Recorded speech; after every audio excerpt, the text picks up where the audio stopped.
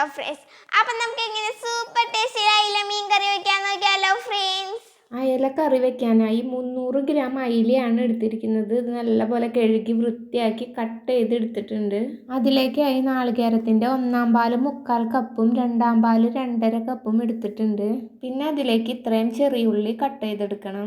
ഈ ഒരു ഇഞ്ചി കഷ്ണം ചെറിയ പീസായി കട്ട് ചെയ്തെടുക്കണം. പിന്നെ ഇത്രയും കാന്താരി മുളക് വേണം. കാന്താരി മുളകാണ് കൂടുതൽ ടേസ്റ്റ്. പിന്നെ ഇത്രയും വേപ്പില വേണം. ഒരു മൺചട്ടിയിലാണ് കറി റെഡിയാക്കുന്നത്. ഇതിലേക്ക് നാളികേരത്തിൻ്റെ 2/2 പാല് 2.5 കപ്പ് ഒഴിച്ചു കൊടുക്കാം. ഇതിലേക്ക് 1/4 ടീസ്പൂൺ മഞ്ഞൾപ്പൊടി ഇടാം. 3/4 ടേബിൾ ടീസ്പൂൺ മുളക് പൊടി ഇടാം. ടീസ്പൂണും ടേബിൾ ടീസ്പൂണും മാറിപ്പോകരുത് കേട്ടോ. 1 ടീസ്പൂൺ മല്ലിപ്പൊടി ഇടാം. അരിഞ്ഞു വെച്ച ഉള്ളിയിൽ നിന്ന് പകുതി ഇടാം. ഇതിൽ വേപ്പില ഇടാം. ഇഞ്ചി പച്ചമുളക് അരിഞ്ഞത് ഇടാം. 1/2 ടീസ്പൂൺ ഉപ്പ് ഇടാം. ഈ പൊടികളെല്ലാം കൂടെ ഇതിലിങ്ങനെ മിക്സ് ചെയ്യാം. ഇതിലേക്ക് ഈ 3 ചുള കൂടപ്പുളി ഇടാം. കൂടപ്പുളി ചെറുതായി പീസാക്കി ഇടാം. കണ്ടോ, ഇതുപോലെ പീസാക്കി ഇടാം. അപ്പോൾ വേഗം പുളി അതിൽ നിന്ന് ഇറങ്ങും. ഇതിനി നല്ല പോലെ തിളപ്പിക്കാം. ചാറ് നല്ല പോലെ തിളച്ചിട്ടുണ്ട്. ഈ സമയത്ത് ഇതിലേക്ക് വൃത്തിയാക്കി വെച്ച മീൻ ഇട്ട് കൊടുക്കാം. മീൻ ഇട്ടിട്ട് വീണ്ടും നല്ല പോലെ തിളയ്ക്കാൻ വെക്കാം.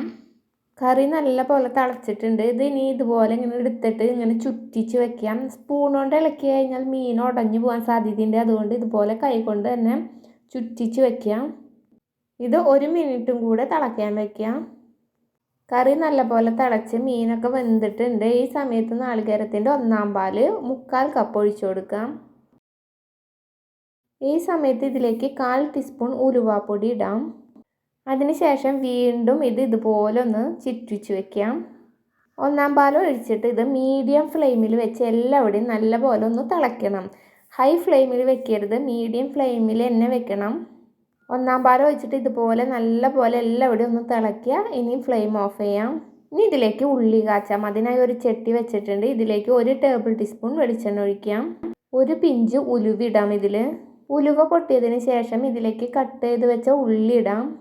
ഉള്ളി നല്ലപോലെ മൊരിയുന്ന വരെ ഇളക്കി കൊടുക്കാം. ഉള്ളി കണ്ടോ, ഇതുപോലെ മൊരിയണം. നല്ലപോലെ മൊരിഞ്ഞിട്ടുണ്ട്. ഇതിനി കറിയിലേക്ക് ഒഴിച്ചു കൊടുക്കാം.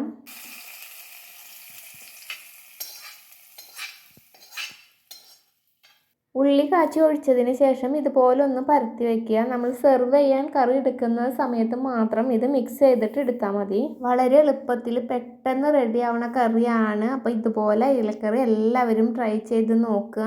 കമൻറ്റ് ഇടാൻ മറക്കരുത് കേട്ടോ ഫ്രണ്ട്സ്. ലൈക്കും കൂടെ ചെയ്യണേ ഫ്രണ്ട്സ്. അപ്പോൾ അടിപൊളി ടേസ്റ്റിൽ നമ്മുടെ അയില മീൻ കറി ഇവിടെ റെഡി ആയിട്ടുണ്ട്.